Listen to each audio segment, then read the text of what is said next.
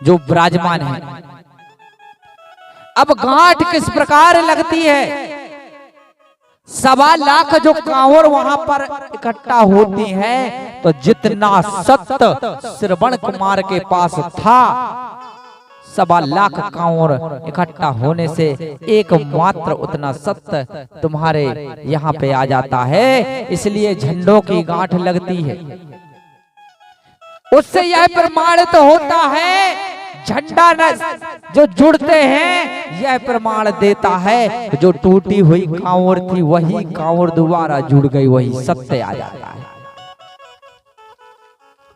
ऐसा नहीं है कि भैया ब्याह की गांठें लग गई, टूटी हुई कांवड़ जुड़ी थी। अगर कांवड़ से 1.25 लाख कांवड़ से अगर शादी होती होगी तो फिर आज लोग बारात में कांवड़ लेके जाते। बारात में भी भैया कांवड़ लेके जाना चाहिए था। अगर कांवड़ों से अगर गांठ लग रही है, सही है कि नहीं? लेकिन बारात में तो कोई कांवड़ लेके नहीं जाता ना। सत्य वह था जो टूटी हुई कांवड़ थी वही जुड़ी थी। फिर विद्या पहुंचती है। चलते चलते चलते रास्ते में श्रवण कुमार से मुलाकात हो जाती है, तो जाकर के अपने पति के पैरों तले गिर जाती है और फूट फूट कर रोने लगती है कि मुझे मालूम हुआ था कि आपकी मृत्यु हो गई। सास ससुर के चरण बंदन करती है, पति के चरण बंदन करती है, और वहां से फिर मदन और उसके माता पिता चले जाते हैं नर्मदा दाई स्नान करने के लिए, प्रयागराज स्नान करने के लिए। और यहाँ पर चारों लोग वापस आ जाते हैं।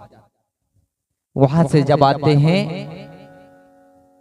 तो आप लोगों ने एक बात कहना चाहूंगा, बहुत बड़ी, ध्यान से सुनना। आप लोगों के मन में एक बात होगी, शब्द वेदी बाण जानते हो? शब्द वेदी बाण किसे कहते हैं? किसे कहते हैं शब्द वेदी बाण? शब्द वेदी बाण भैया ये सो आके मार दो और कई शब्द वेदी बाण। शब्द वेदी बाण तो चलते चलते श्रवण कुमार आकर के सरोवर के किनारे कुछ दूर में अपने माता पिता कहने लगते हैं कि बेटा मुझे बहुत जोर से प्यास लगी है, यहीं पर रुक जाओ, थोड़ी बहुत कुछ अपन यहाँ प्रसाद बना लेंगे तो थोड़ा थोड़ा भोजन खा लेंगे। जब वहां पर श्रवण कुमार माता पिता की वह जो कांवड़ थी उतार करके नीचे रख देता है, नीचे रख देता है। बिंदिया थी, बिंदिया से कहा आप माता पिता के पास में रहो, मैं कुछ लकड़ियां लेकर आता हूं, मैं कुछ लकड़ियां लेकर आता हूं, क्योंकि कुछ भोजन बनाना होगा तो लकड़ियों की आवश्यकता होगी। मैं लकड़ियां लाकर रख देता हूं, फिर पानी लेके आ जाऊंगा। श्रवण कुमार लकड़ियां लेने चला जाता है। इतने में माया बिंदिया के पास पहुंचती है। इतने में माया बिंदिया के पास पहुंचती है और कहने लगती है, माया बेटा बिंदिया, अगर तुम्हें तुम्हारे सास ससुर की आंखें ठीक करना है तो द्रोणागिरी पर्वत चली जाओ। वहां पर एक कंदरा गुफा है, उस गुफा में जल भरा हुआ है, उस जल को तुम लेकर आना। अपने सास ससुर की आंखें धुल दोगी तो तुम्हारे माता पिता सास ससुर की आंखें दोबारा वापस आ जाएंगी। जब यह उसने सुना तो कुछ ही दूरी पर उसे द्रोणागिरी पर्वत दिख रहा था। द्रोणागिरी पर्वत दिख रहा था। उसने विचार किया कि क्यों ना जब तक मेरे पति आएंगे तब तक मैं अगर पानी लेकर के अगर आंखें वापस आ जाएंगी तो मेरे पति मुझे कितना प्रसन्न होंगे। तो बिंदिया वहां से तुरंत ही चली जाती है द्रोणागिरी पर्वत, और जैसे ही वहां की श्रृंखला यानी गुफा के अंदर जाती है, उस गुफा के अंदर जाती है तो वहां पर दलदल होता है। दलदल दलदल जानते हो? एक बार जो फंस गया तो निकलने वाला नहीं है। जैसे जैसे हलता जाएगा वैसा वैसा अंदर चला जाता है। इस प्रकार से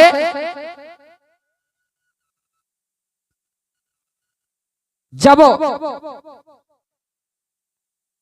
बिंदिया उस द्रोणागिरी पर्वत की कंदरा गुफा में अंदर चली जाती है तो जैसे ही उसके अंदर पानी लेने के लिए घुसती है उस दलदल में बिंदिया फंस जाती है। बार बार आवाज देती है लेकिन कोई नहीं सुनता। उस गुफा में कौन सुनने वाला था? कोई सुनने वाला नहीं था। बार बार आवाज लगाती है बिंदिया, लेकिन कोई भी जब उत्तर नहीं देता तो हिलडुल करके निकलने का प्रयास करती है, लेकिन धीरे धीरे धीरे उसी दलदल में वह समाती जाती है। इधर श्रवण कुमार को जब वह वापस आया उसने पूछा, अपने दादा दाई से पूछा, अंधा अंधी से जब श्रवण कुमार ने पूछा कि बिंदिया कहाँ गई तो उसने बताया कि एक दाई आई तो उन्होंने कहा इधर एक कंदरा है, उस गुफा में जल है, उस जल से मेरे हम दोनों की आंखें ठीक हो सकती हैं, तो वहीं चले गई। लेकिन जब जोड़ जोड़ से आवाज आने लगी तो श्रवण कुमार समझ गया कि कुछ गलत हो गया। यह जब पता लगता है दोनों सास ससुर को तो दोनों मूर्छित होने लगते हैं, मुंह सूखने लगता है। सास ससुर कहते हैं, उसके श्रवण कुमार के माता पिता दादी कहने लगते हैं, बेटा बहुत जोर की प्यास लगी है, थोड़ा अगर पानी मिल जाए तो अच्छा होगा। श्रवण कुमार ने अपनी तूमी ली। तूमी जानते हो? तूमी भैया, तूमी का पानी बड़ा ठंडा रहता है। इस गर्मियों के मौसम में तो तूमी बड़े अच्छे से उपयोग करते लोग। तूमी लेकर के और श्रवण कुमार चल देता है सरोवर में जल भरने के लिए। जब सरोवर में जल भरने के लिए चल देता है, उधर माया पहुंचती है राजा दशरथ के पास में और कहने लगती है, राजा आज मैंने तुम्हें अवसर दे दिया, मौका दे दिया, अगर आज नहीं कर पाए तो कभी नहीं कर पाओगे। राजा ने इधर जल भर रहा था और उधर से उसने बाण खींच के जो मारा तो श्रवण कुमार के वहीं गिर जाता है, उधर ही गिर जाता है, क्योंकि उसको तो मारने के लिए। लेकिन जब दशरथ ने सोचा, राजा दशरथ ने सोचा ऐसा ना हो कि एक प्यासे व्यक्ति को अगर प्यासा मारा जाए तो संसार में इससे बड़ा पाप कुछ नहीं होता।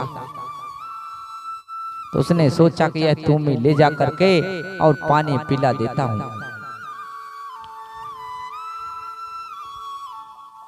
अंतिम समय मरते मरते समय श्रवण कुमार ने कहा, राजन मैं आपसे ये तो नहीं पूछूंगा कि आपने मुझे क्यों मारा, लेकिन मैं आपसे एक विनती जरूर करूंगा कि मैं मर जाऊं तो मुझे गम नहीं, लेकिन अंतिम समय में मैं चाहता हूं कि मेरी भरी हुई जल की तूमी से आप जाकर के मेरे माता पिता को जल पिला दें। अरे धन्य है ऐसे पुत्र जिन्होंने मरते दम तक अपने माता पिता का ख्याल करते हैं। ऐसे माता पिता के भक्त श्रवण कुमार जो आखिरी सांस ले रहे हैं,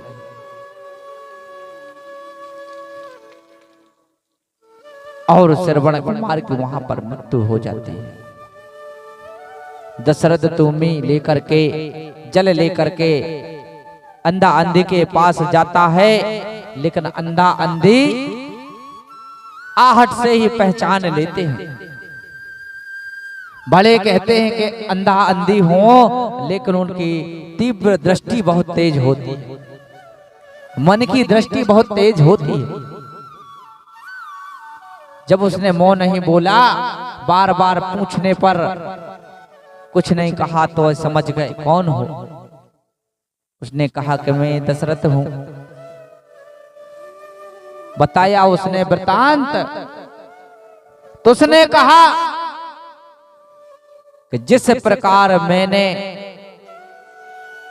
अपने पुत्र के सुख में मैं ये पानी नहीं पीऊंगी, हम दोनों प्यासे ही यहीं पर अपना दम तोड़ देंगे, लेकिन तेरे हाथ का पानी नहीं पिएंगे।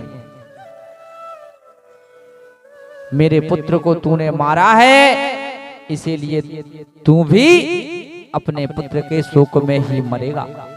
इस प्रकार का शराप दे देते हैं। जब शराप दे दिया और दशरथ वहां से चला जाता है, तो अंधा अंधी के दोनों के वहीं पर प्राण निकल जाते हैं। बोलिए परम शक्ति फड़ा पेनता।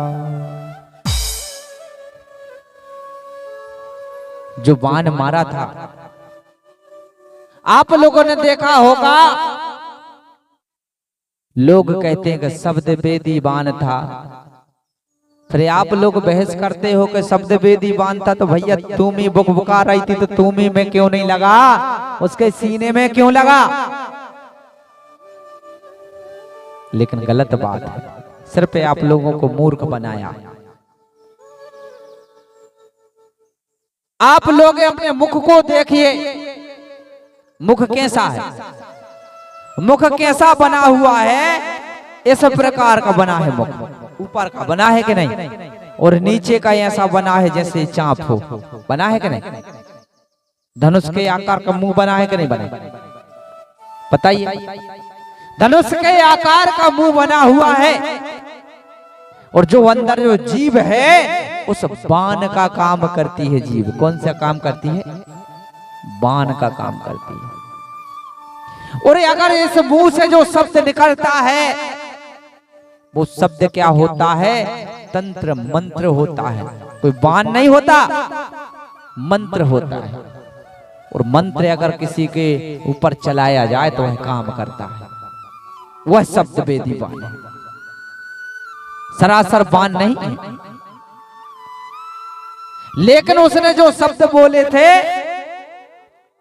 आज उसी शब्दों के कारण श्रवण कुमार के प्राण चले गए।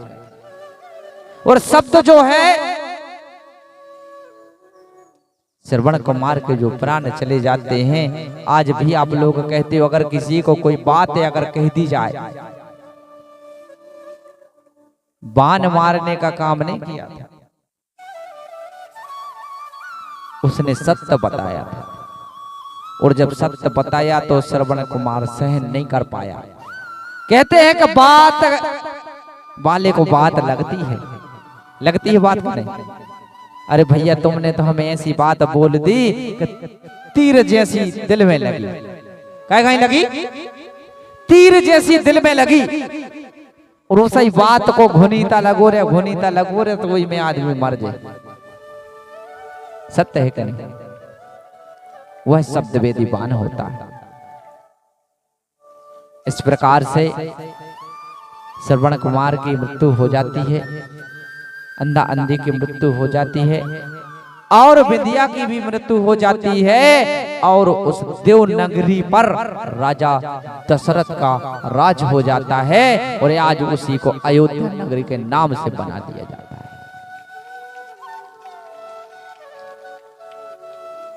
आज हमारी सगा समाज में सत्य की पहचान ना करते हुए असत्य के मार्ग की ओर लोग जा रहे हैं। मेरा कहना है सच को जानिए और सत्य को पहचानिए। सच क्या है और सत्य क्या है, जैसे मैंने आप लोगों को समुद्र मंथन बताया, किस प्रकार आप लोगों को बताया कि किस प्रकार तुम्हारे देवनागरी छिन गई, इसी प्रकार आज तुम्हारे राजा रजवाड़े छिन गए। और आज भी आप लोग दान देने के लिए बैठे हो, कोई आ गया तो उसको दान दे देते हो, क्यों? इतने बड़े दानी हो गए क्या भैया? राजा करण बन जाओगे दानी, राजा बलि बन जाओगे दानी? अरे दान ही दान में तो राजा बलि से राज छुड़ा लिया, दान ही दान में राजा बलि से राज छुड़ा लिया। और आज दान ही दान में 52 करोड़ 57 परगना के हमारे राजा जो आज थे, आज वो दूसरे की बनहारी कर रहे हैं। क्या कर रहे? बनहारी कर रहे हैं। मेरे को आबासी सगाजनों, अगर आपको लगाने का शौक है, सेवा करने का शौक है, तो हमारे समाज के बीच में कीजिए। हमारे समाज की जो बच्चियां असहाय हैं, जिनके पास में धन संपत्ति की कमी है, सभी लोग इकट्ठा करके उसका विवाह करें। उससे आपके लिए अच्छा काम होगा, सहयोग होगा, सेवा होगी, लेकिन किसी के दान करने से कुछ नहीं होगा। अरे जो लोग यहाँ से दान मांग कर जाते हैं, कभी किसी यज्ञ के माध्यम से, कभी किसी आश्रम के माध्यम से, और यहाँ से ले जाकर के किसी गांव शहर में बेच करके और बाकायदा शराब लेकर के पी करके और पड़े रहते हैं। ऐसे बाबाओं के लिए आप दान दोगे? दान दोगे ना? हमें ऐसे बाबाओं को दान देने की आवश्यकता है जो आज हमारे समाज को लूटने का काम कर रहे हैं, और ना ही ऐसे फोटो वाले भगवानों को पूजने की आवश्यकता है। हम प्राकृतिक बातें हैं तो आप सत्य को पहचाने, सत्य को जाने। सत्य क्या है? इसी दान के बाद मैं आप लोगों को बताना चाहूंगा, एक संगीत की ओर ले चलता हूं। जिसको नाचना हो तो भैया नाच ले। कैसे भैया इन लोगों ने तुम्हारे लिए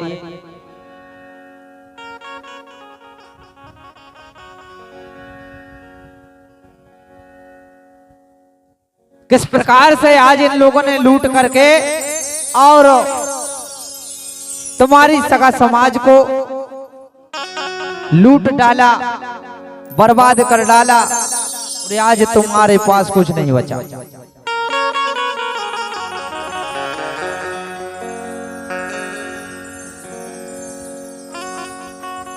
अरे लूट लाई है दुनिया सारी,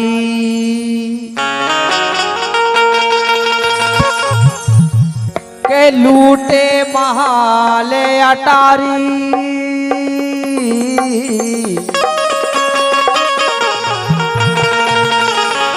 और चिकनी चुपड़े बातें कर रहे सो आप खे लग रही प्यारी।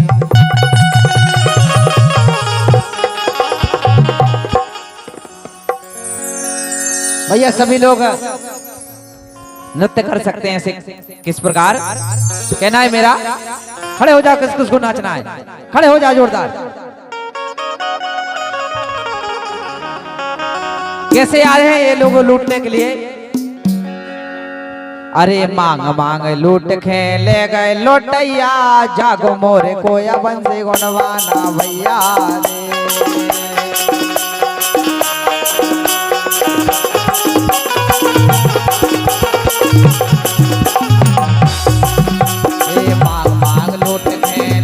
लोटैया जाग मोर कोया बंस गुणवाना भैया रे।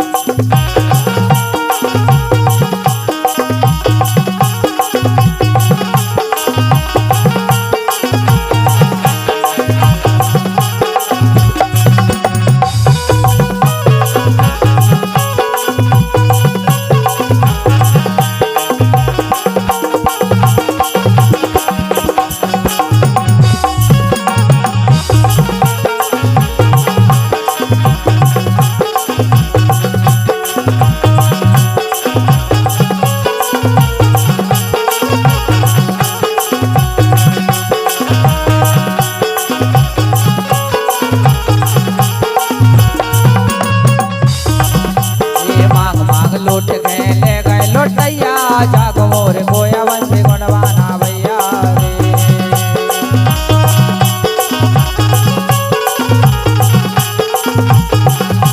रे जागो मोरे कोया बंसी गुणवाना भैया जागो मोरे कोया बंसी गुणवाना भैया जागो मोरे कोया बंसी गुणवाना भैया रे गुणवाना भैया मांग मांग लूट के ले गए लोटैया जागो मोरे कोया बंसी गुणवाना भैया रे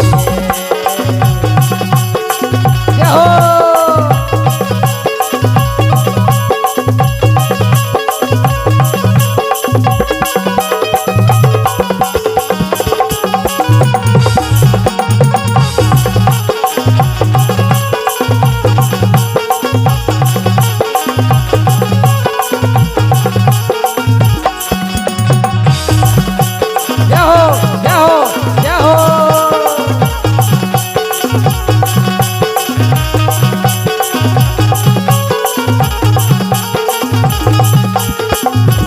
और भैया कैसे लूटे इन लोगों ने अरे सोना चांदी लूटे और लूटी राजधानी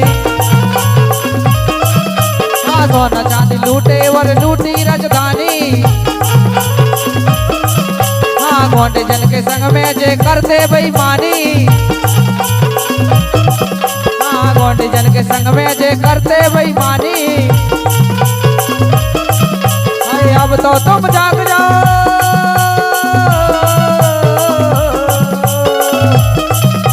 अरे अब तो तुम जाग जाओ गुणवाना रहैया रे गुणवाना रहैया रे गुणवाना रहैया मांग मांग रोट में ले गए लोटैया जाग मोरे बोया बजे गुणवाना भैया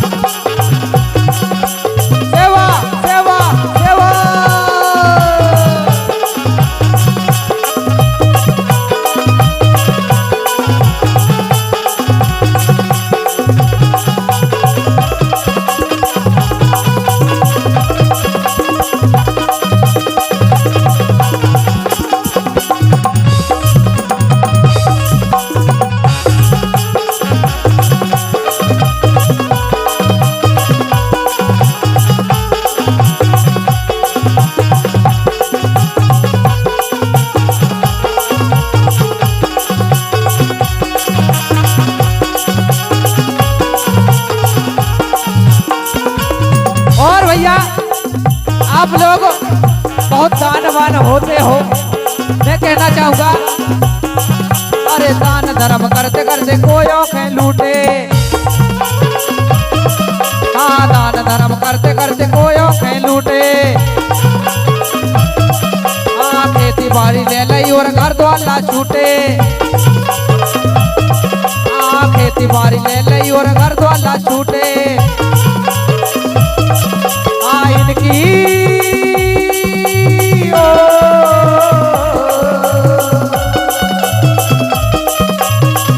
इनकी गुलाम करे राजा का हैया रे राजा का हैया रे राजा का हैया लौट के ले गए लोटैया जाग मोरे कोया बजे गुणवाना भैया रे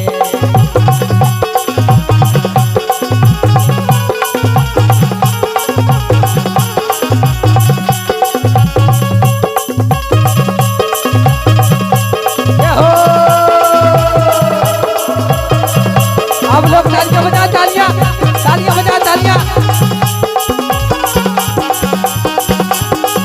हाथ ऊपर उठा के हाथ ऊपर उठा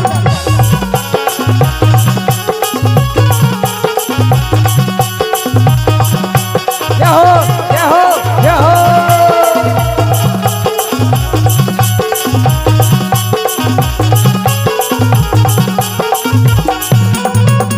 और कहना है भैया अभी तक तो हम अनपढ़ हते अज्ञानी हते बूढ़ा हते जानत रहते लेकिन आज तो हमारे लोग पढ़े लिखे हैं सत्य और असत्य की पहचान करे कैसे अरे पढ़ो लिखो प्यारे भैया संविधान जानो हाँ पढ़ो लिखो प्यारे भैया संविधान जानो हाँ अपने बढ़ा दे और कोई अपने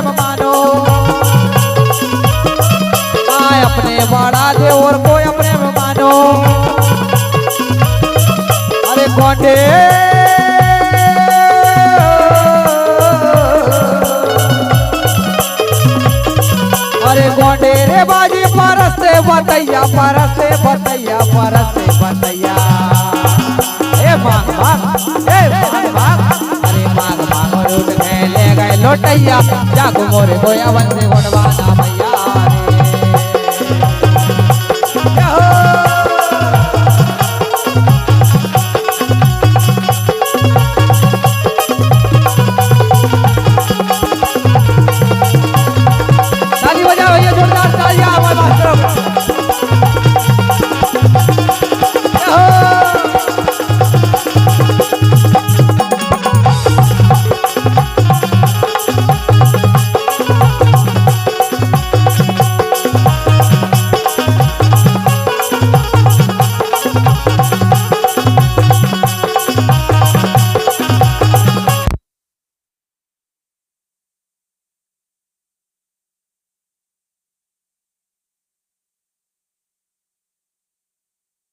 लोग यहाँ आते हैं सभी के पास में एक पीला गमछा होना चाहिए क्योंकि पीला गमछा हमारी माँ की निशानी है।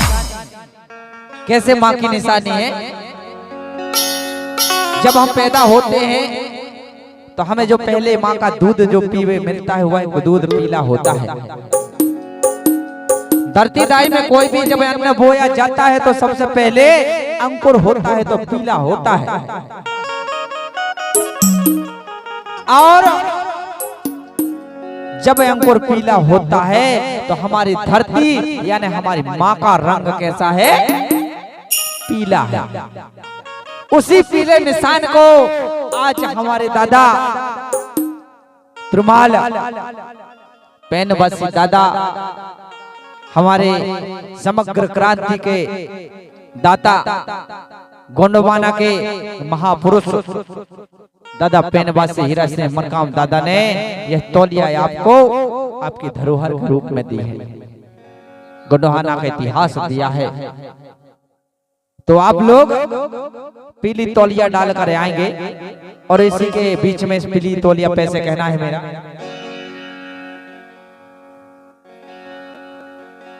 अरे पीले पीले गमछा वाले के पीले पीले गमछा पाले तो गौड़ी धर्मो निभाले उर्सगा समाज के बीच में आके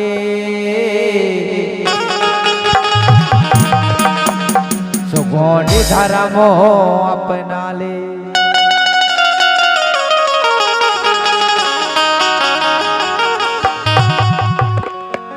कैसे गौड़ी धर्म अपनाने वाले पीले गमछा कहना है? अरे गोंडवाना के क्या है भैया? अरे गोंडवाना के पीले गमछा गैर धर्म के ना बनो चमचा।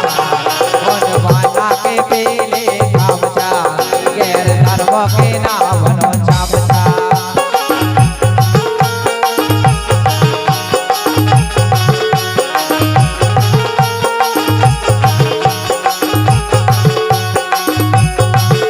अरे ना बनो चमचा रे ना बनो चमचा ना बनो चमचा रे ना बनो चमचा। गोंडवाना के पीले गमछा गैर धर्म के ना बनो चमचा। गोंडवाना के पीले गमछा गैर धर्म के ना बनो चमचा।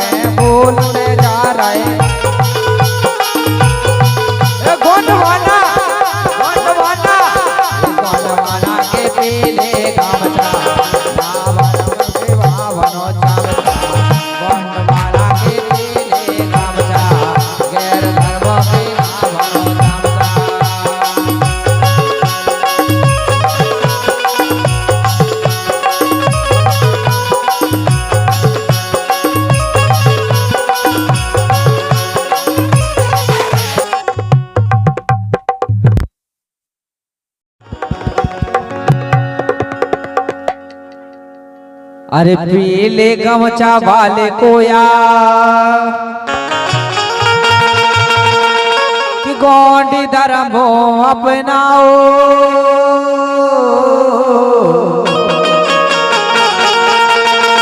और सगा समाज को अपने में और हिल मिल कर चले आओ।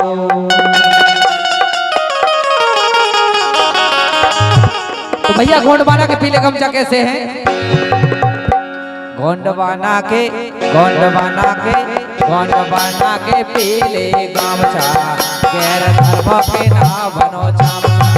गोंडवाना के पीले गमछा गैर धर्म के ना बनो चमचा।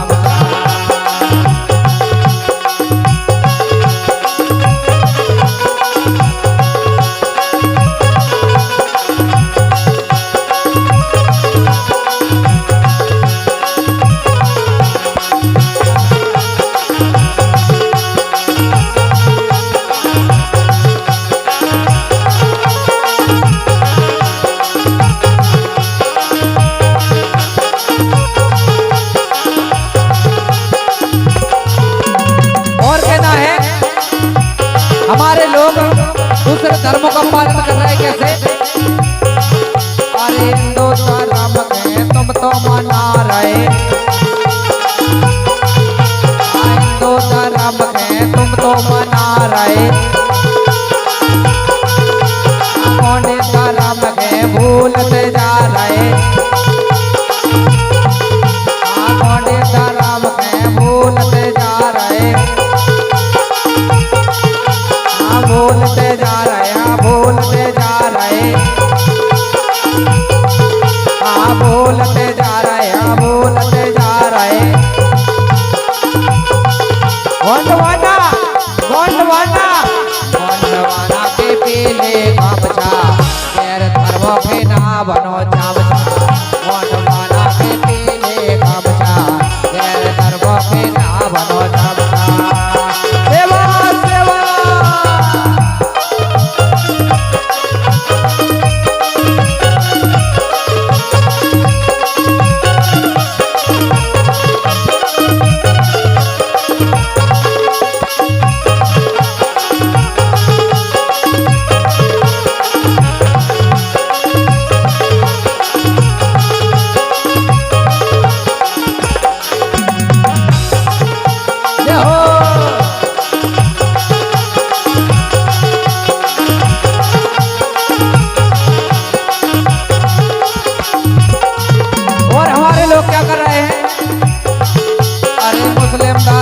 परिवर्तन करा रहे, मुस्लिम धर्म में परिवर्तन करा रहे, हमारे परिवार के छोड़ते जा रहे, हमारे परिवार के छोड़ते जा रहे, छोड़ते जा रहे, छोड़ते जा रहे, छोड़ते जा रहे, छोड़ते जा रहे। गोंडवाना गोंडवाना गोंडवाना के पीले गमछा गैर धर्म के ना बनो चमचा। गोंडवाना के पीले गमछा गैर धर्म के ना बनो चमचा।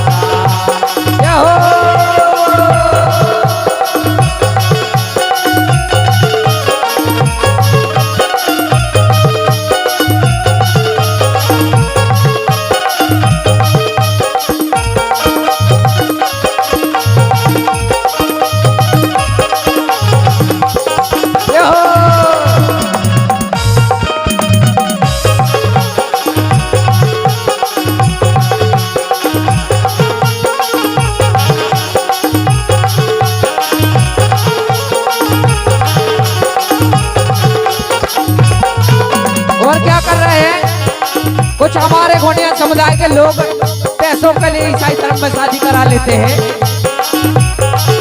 अरे ईसाई धर्म में शादी करा रहे, ईसाई धर्म में शादी करा रहे, पैसों के लिए माता पिता भुला रहे, पैसों के लिए माता पिता भुला रहे, पिता भुला रहे, माता पिता भुला रहे, पिता भुला रहे, माता पिता भुला रहे।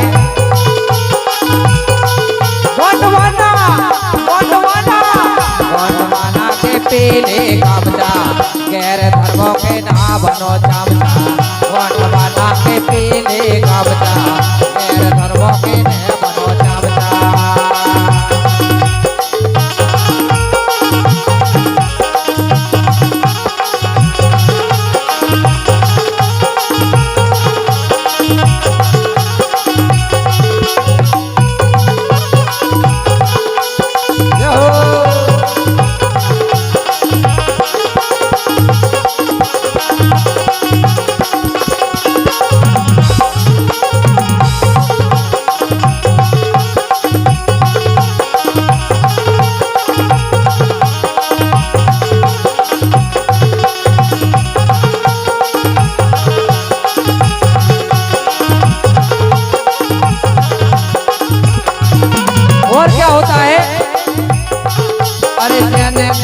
में लड़की भेजा रहे,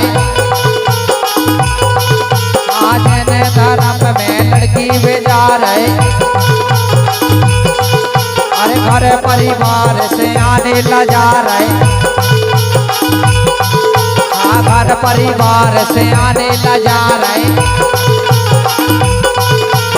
आने लजा रहे से आने लजा रहे, जाने लजा रहे से आने लजा रहे। गोंडवाना के पीले कब्जा, गैर धर्मों के ना बनो चमचा। गोंडवाना के पीले कब्जा, गैर धर्मों के ना बनो चमचा।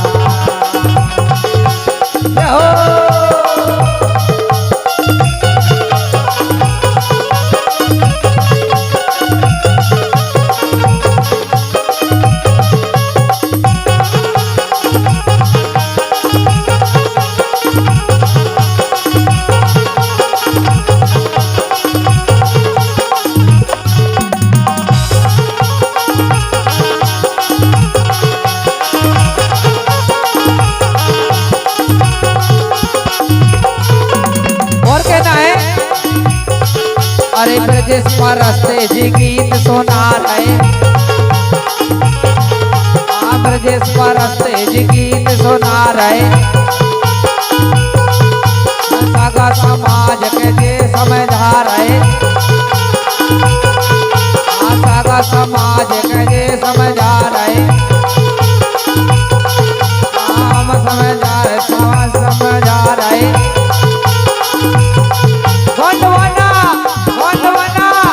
गोंडवाना के पीले कब्जा, गैर धर्मों के ना बनो चमचा। गोंडवाना के पीले कब्जा, गैर धर्मों के ना बनो